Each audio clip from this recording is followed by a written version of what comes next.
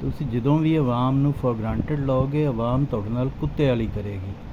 ਇਹਨਾਂ ਕੋਲ ਮੁਸ਼ਕਲ ਨਾਲ ਸਾਲ ਸਵਾ ਸਾਲ ਦੀ ਹਕੂਮਤ ਸੀ, ਜਿਹੜੀ ਇਹਨਾਂ ਕੋਈ ਵੋਟ ਲੈ ਕੇ ਵੀ ਨਹੀਂ ਸੀ ਹਾਸਲ ਕੀਤੀ, ਸਿਰਫ ਨੋ ਕੌਨਫੀਡੈਂਸ ਦੇ ਨਾਲ, ਯਾਨੀ ਕਿ ਇਲੈਕਟੇਬਲਸ ਨਾਲ, ਇਲੈਕਟਡ ਮੈਂਬਰਸ ਨਾਲ ਹਾਸਲ ਕੀਤੀ ਸੀ।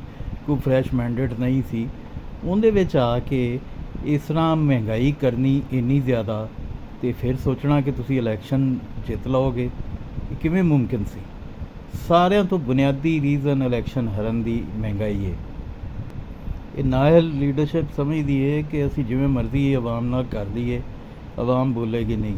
ਬੇਸ਼ੱਕ ਨਹੀਂ ਬੋਲੇਗੀ, ਬੇਸ਼ੱਕ ਸੜਕਾਂ 'ਤੇ ਨਹੀਂ ਆਏਗੀ, ਪਰ ਜਦੋਂ ਉਹਦਾ ਦਾ ਲੱਗੇਗਾ ਉਹ ਤੁਹਾਡੇ ਨਾਲ ਕੁੱਤੇ ਵਾਲੀ ਕਰੇਗੀ, ਔਰ ਤੁਹਾਡੇ ਨਾਲ ਕੁੱਤੇ ਵਾਲੀ ਹੋਈ ਹੈ। ਔਰ ਇਹ ਜਿਹੜਾ ਸਾਡਾ ਦੇਸੀ ਲੈਫਟ ਹੈ, ਇਹ ਬਰਾਬਰ ਦਾ ਸ਼ਰੀਕ ਹੈ ਇਸ ਹਾਰ ਦੇ ਵਿੱਚ। ਇਹਦੀ ਕਮਜ਼ੋਰ ਸਿਆਸੀ ਬਸੀਰਤ, ਇਹ ਡਰਾਇੰਗ ਰੂਮ ਦੇ ਵਿੱਚ ਇਨਕਲਾਬ ਲਿਆਉਣ ਵਾਲੇ, ਨਾ ਇਹਨਾਂ ਦਾ ਕੋਈ ਜ਼ਮੀਨੀ ਸਰਵੇ ਹੁੰਦਾ ਹੈ, ਨਾ ਇਹਨਾਂ ਦੀ ਸਮਾਜੀ ਸਾਇੰਸ ਦੀ ਕੋਈ ਅੰਡਰਸਟੈਂਡਿੰਗ ਹੁੰਦੀ ਕਿ ਮੁਆਸ਼ਰਤੀ ਕੀ ਤਬਦੀਲੀਆਂ ਹੋ ਚੁੱਕੀਆਂ ਨੇ, ਕੀ ਮੁਆਸ਼ਰੇ 'ਚ ਤਬਦੀਲੀ ਆ ਚੁੱਕੀ ਹੈ, ਕਿਵੇਂ ਦੀ ਸੋਚ ਅੱਜ ਪ੍ਰਵਾਨ ਚੜ੍ਹ ਰਹੀ ਹੈ, ਇਹਨਾਂ ਨੂੰ ਬਿਲਕੁਲ ਨਹੀਂ ਪਤਾ ਹੁੰਦਾ। ਇਹ ਕਿਤਾਬਾਂ ਦੇ ਕੀੜੇ 15-20 ਸਾਲ 100 ਸਾਲ ਪੁਰਾਣੀਆਂ ਕਿਤਾਬਾਂ ਪੜ੍ਹ ਕੇ ਅਤੇ ਤਜਜ਼ੀਆ ਕਰ ਰਹੇ ਹੁੰਦੇ ਨੇ, ਜਾਂ ਖਬਰਾਂ ਸੁਣ ਕੇ। ਇਹਦੇ ਵਿੱਚ ਨਜਮ ਸੇਠੀ ਹੋਵੇ ਜਾਂ ਰਿਜ਼ਵਾਨ ਰਜ਼ੀ ਹੋਣ, ਜਾਂ ਜਿੰਨਾ ਵੀ ਸਾਡਾ ਹੈ ਇਹ ਦੇਸੀ ਲੈਫਟ ਹੈ ਜਾਂ ਕਲਾਸੀਕਲ ਦੇਸੀ ਰਾਈਟ ਹੈ ਜਿਹੜਾ ਨੂਨ ਲੀਗ ਨਾਲ ਸੀ, ਇਹ ਸਾਰੇ ਦੇ ਸਾਰੇ ਜ਼ਿੰਮੇਦਾਰ ਨੇ। ਸਾਰਿਆਂ ਰਲ ਕੇ ਇਹਨਾਂ ਨੂੰ ਸ਼ਿਕਸਤ ਦੀ ਜ਼ਿੰਮੇਦਾਰੀ ਕਬੂਲ ਕਰਨੀ ਚਾਹੀਦੀ ਹੈ। ਇਹ ਪਰਵੇਜ਼ ਰਸ਼ੀਦ ਹੋਵੇ, ਆਪਣੇ ਇਮਤਿਆਜ਼ ਆਲਮ ਸਾਹਿਬ ਹੋਣ, ਇਹ ਜਿੰਨੇ ਵੀ ਨੇ, ਇਹ ਸਾਰੇ ਦੇ ਸਾਰੇ ਨਕਾਰਾ ਜ਼ੇਨ ਨੇ। ਇਹਨਾਂ ਨੂੰ ਕਿਸੇ ਡਰਮ 'ਚ ਪਾ ਕੇ ਇਹਨਾਂ ਨੂੰ ਰੋੜ ਦੇਣਾ ਚਾਹੀਦਾ। ਇਹ ਅਸਲ ਕਾਤਲ ਨੇ ਇੱਥੇ ਪ੍ਰੋਗਰੈਸਿਵ ਸੋਚ ਦੇ, ਤਰੱਕੀ ਪਸੰਦ ਸੋਚ ਦੇ। ਇਹ ਜਾਲੀ ਤਰੱਕੀ ਪਸੰਦ 2 ਮਹੀਨੇ ਤੋਂ ਤਜਜ਼ੀਆ ਕਰ ਰਿਹਾ ਸੀ ਜੀ ਉਹ ਨੂਨ ਲੀਗ ਸਵੀਪ ਕਰ ਜਾਏਗੀ। ਕਿਸ ਬੇਸ 'ਤੇ ਕਰ ਜਾਏਗੀ ਯਾਰ? ਤੁਹਾਨੂੰ ਸ਼ਰਮ ਨਹੀਂ ਆਉਂਦੀ? ਤੁਸੀਂ ਸਾਰੀ ਉਮਰ ਸਟਰਗਲ ਕੀਤੀ ਹੈ ਇਸਟੈਬਲਿਸ਼ਮੈਂਟ ਦੇ ਖਿਲਾਫ।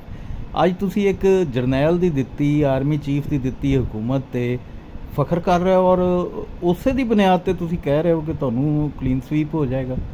ਇੰਝ ਜਿਵੇਂ ਇਸਟੈਬਲਿਸ਼ਮੈਂਟ ਤੁਹਾਡੀ ਬੇਬੇ ਲੱਗਦੀ ਸੀ। ਮੈਂ ਤੁਹਾਨੂੰ ਦੱਸਾਂ, ਇਮਰਾਨ ਖਾਨ 12 ਮਸਾਲਿਆਂ ਵਾਲੀ ਕਿਆਦਤ ਹੈ, ਔਰ ਭੁੱਟੋ ਵੀ ਇੰਝ ਦੀ ਕਿਆਦਤ ਸੀ। ਮਜ਼ਹਬ ਦਾ ਤੜਕਾ ਵੀ ਵਿੱਚੇ, ਲਿਬਰਲਿਜ਼ਮ ਦਾ ਤੜਕਾ ਵੀ ਵਿੱਚੇ। ਇਹ ਜਿਹੜੇ ਨੇ ਇਹ ਪਿੱਛੇ ਲੱਗ ਗਏ ਇਹਨਾਂ ਦੇ, ਇਹ ਦੇਸੀ ਲੈਫਟ ਦੇ। ਇਹ ਰਾਈਟ ਦੀ ਜਮਾਤ ਸੀ, ਉਹ ਰਾਈਟ ਤੋਂ ਰੋਂਗ ਹੋ ਗਈ, ਅਤੇ ਹਸ਼ਰ ਤੁਹਾਡੇ ਸਾਹਮਣੇ ਕੁੱਤੇ ਵਾਲੀ ਹੋਈ ਹੈ। ਇਹ ਪੰਜਾਬ ਦਾ ਤਰੱਕੀ ਪਸੰਦ ਏਡਾ ਕੁ ਬੇਸ਼ਊਰ ਹੈ ਨਾ, ਜਿਹਦੀ ਕੋਈ ਇੰਤਹਾ ਨਹੀਂ ਹੈ। 1947 ਤੋਂ ਹੀ ਵੇਖੋ, ਬੁਨਿਆਦੀ ਤਰੀਨ ਜੁਜ਼ ਜਿਹੜਾ ਸਮਾਜੀ ਸ਼ਊਰ ਦਾ ਹੈ ਨਾ, ਉਹ ਹੈ ਜ਼ੁਬਾਨ। ਮੈਨੂੰ ਤੁਸੀਂ ਦੱਸੋ, ਫੈਜ਼ ਅਹਿਮਦ ਫੈਜ਼ ਦੀ ਕੀ ਜਦੋਜਹਿਦ ਹੈ ਪੰਜਾਬੀ ਜ਼ੁਬਾਨ ਵਾਸਤੇ? ਜਾਂ ਈਵਨ ਜਨਾਹ ਸਾਹਿਬ ਨੇ ਇੱਥੇ ਕੀ ਪੰਜਾਬ ਨੂੰ ਜ਼ੁਬਾਨ ਮੋੜ ਦਿੱਤੀ ਸੀ, ਆ ਕੇ ਸੂਬਿਆਂ ਨੂੰ ਜ਼ੁਬਾਨ ਦੇ ਦਿੱਤੀ ਸੀ। ਇਹ ਸਾਰੀ ਢਾਣੀ ਜਿੰਨੀ ਵੀ ਹੈ ਨਾ, ਇਹ ਕੋਈ ਰੌਸ਼ਨ ਖਿਆਲ, ਤਰੱਕੀ ਪਸੰਦ, ਮੁਤਾਲਿਆ ਪਾਕਿਸਤਾਨ, ਨਜ਼ਰੀਆ ਪਾਕਿਸਤਾਨ, ਇਹ ਸਾਰਾ ਦਾ ਸਾਰਾ ਗੈਰ ਫਿਤਰੀ ਔਰ ਮਸਨੂਈ ਹੈ। ਔਰ ਇਸ ਮਸਨੂਈਪਨ ਦੀ ਵਜ੍ਹਾ ਤੋਂ ਅੱਜ ਸਮਾਜੀ ਸ਼ਊਰ ਜਿਹੜਾ ਸਾਡਾ ਉਹ ਸਤ੍ਹਾ 'ਤੇ ਖਲੋਤਾ ਹੈ, ਜਿੱਥੇ ਤੁਸੀਂ ਭਾਵੇਂ ਤਾਲਿਬਾਨ ਖਾਨ ਕਹਿ ਲਓ, ਕਿਸੇ ਨੂੰ ਕੁਛ ਕਹਿ ਲਓ, ਲੋਕਾਂ ਨੂੰ ਕੱਖ ਫਰਕ ਨਹੀਂ ਪੈਂਦਾ। ਇਹ ਜਿਹੜਾ ਕਹਿੰਦੇ ਨੇ ਨਾ ਭੁੱਟੋ ਸੋਸ਼ਲਿਜ਼ਮ ਲਿਆ, ਭੁੱਟੋ ਕੋਈ ਸੋਸ਼ਲਿਜ਼ਮ ਨਾ ਲਿਆ ਸੀ, ਨਾ ਉਹਦਾ ਸੋਸ਼ਲਿਜ਼ਮ ਕਿਸੇ ਖਰੀਦਿਆ। ਲੋਕਾਂ ਖਰੀਦਿਆ, ਬਾਏ ਕੀਤਾ, ਰੋਟੀ ਕੱਪੜਾ ਮਕਾਨ ਦਾ ਨਾਅਰਾ ਜਿਹੜਾ ਹਰ ਬੰਦੇ ਨੂੰ ਸਮਝ ਆਉਂਦਾ, ਉਹਦੇ ਵਿੱਚ ਸੋਸ਼ਲਿਜ਼ਮ ਵਾਲੀ ਕੋਈ ਗੱਲ ਨਹੀਂ। ਉਹ ਬੁਨਿਆਦੀ ਚੀਜ਼ ਹੈ ਭੁੱਖ ਦੀ, ਉਹ ਬੁਨਿਆਦੀ ਚੀਜ਼ ਹੈ ਰੋਜ਼ਗਾਰ ਦੀ, ਕੱਪੜਿਆਂ ਲੀੜਿਆਂ ਦੀ। ਉਹ ਲੋਕਾਂ ਨੂੰ ਸਮਝ ਆਈ, ਔਰ ਉਹਦੀ ਵਜ੍ਹਾ ਤੋਂ ਹੀ ਉਹ ਉਹਦੇ ਨਾਲ ਲੱਗੇ। ਅੱਜ ਵੀ ਲੋਕਾਂ ਨੂੰ ਉਹੀ, ਤੁਸੀਂ ਦੇਖ ਲਓ, ਮਿਆਰ ਉਹੀ ਹੈ। ਮਹਿੰਗਾਈ ਇਹਨਾਂ ਕੀਤੀ ਹੈ, ਲੋਕਾਂ ਰੱਦ ਕਰ ਦਿੱਤਾ।